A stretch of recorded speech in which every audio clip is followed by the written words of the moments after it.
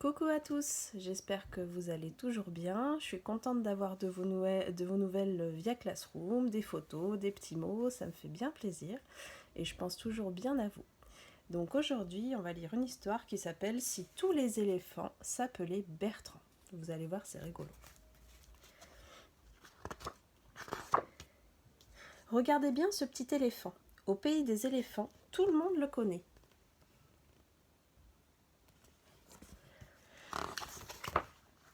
Grâce à lui, tous les éléphants ont un joli prénom, comme Marguerite, son amie.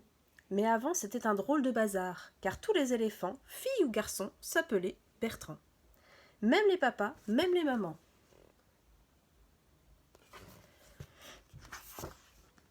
Une lettre pour Bertrand, un colis pour Bertrand, un paquet pour Bertrand. Pour le facteur, c'était vraiment compliqué de distribuer le courrier au pays des éléphants.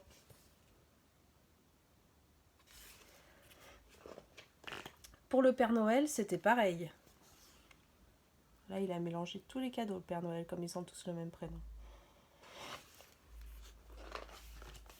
À l'école, ce n'était pas mieux quand la maîtresse appelait Bertrand. Quel drôle de tableau! Bah oui, ils se lèvent tous en même temps, comme ils ont tous le même prénom. À l'infirmerie, quand le docteur appelait Bertrand, quel drôle de cache-cache!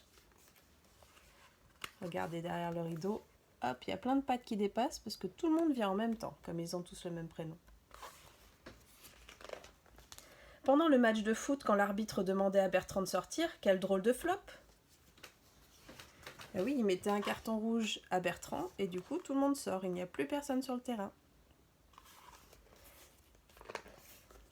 Au parc, quand une petite éléphante chantait « Bertrand, je t'aime », quel drôle de micmac! Ah oui, forcément, comme ils s'appellent tous Bertrand, ils lui courent tous après. Mais le plus gros bazar, c'était bien sûr le jour de la Saint-Bertrand, quand tous les éléphants chantaient « Bonne fête Bertrand !»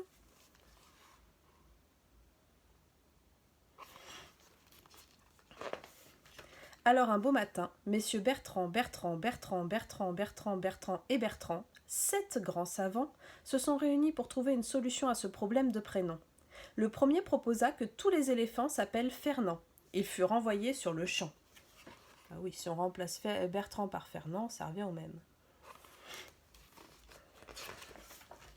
Le deuxième savant souhaita que l'on donne à chaque éléphant le nom de ses chaussures. C'était pas mal, il y avait Monsieur Savate, Madame Babouche, Monsieur Tongue, Monsieur Botte, Madame Bottine et leurs 2 filles, Sandalette et Espadrille. Mais beaucoup d'éléphants qui marchaient nu-pieds n'ont pas apprécié.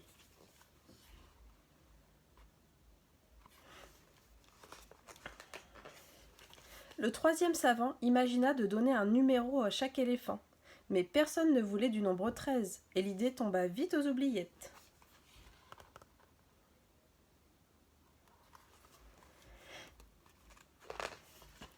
Le quatrième savant proposa de donner un surnom à chaque Bertrand.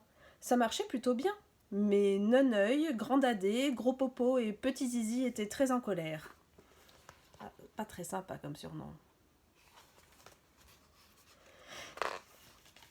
Le cinquième savant pensa alors aux vêtements des éléphants. Monsieur Cardigan, Monsieur Pantalon, Madame Caban ou Madame Trench, c'était élégant. Oui, mais Monsieur Marcel faisait la tête.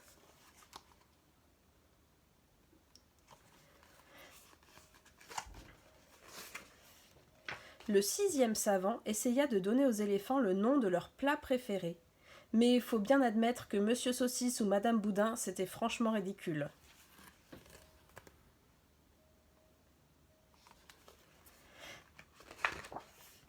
Le septième et dernier savant décida d'appeler les éléphants du nom de leur héros préféré. Mais Bertrand Dracula faisait peur à tout le monde. Oui, Bertrand Dracula, le vampire, fait peur à tous les autres. Les 7 savants, épuisés, furent envoyés d'urgence se reposer au pays des zinzins. Ils ont tellement réfléchi qu'ils sont devenus complètement fous. Et finalement, c'est le petit éléphant qui trouva la solution. Les savants qui ont perdu leur chapeau, il les appela ceux qui n'ont plus toute leur tête. Et son amie, celle qui est jolie comme une marguerite. Puis, au fil des jours, Marguerite, tout simplement.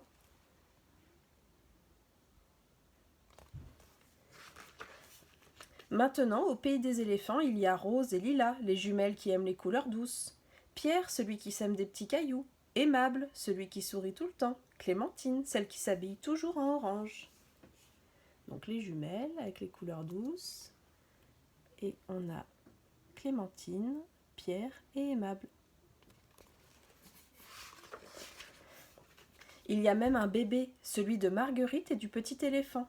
Et pour qu'ils n'oublient pas cette belle histoire, ils ont décidé de l'appeler Bertrand.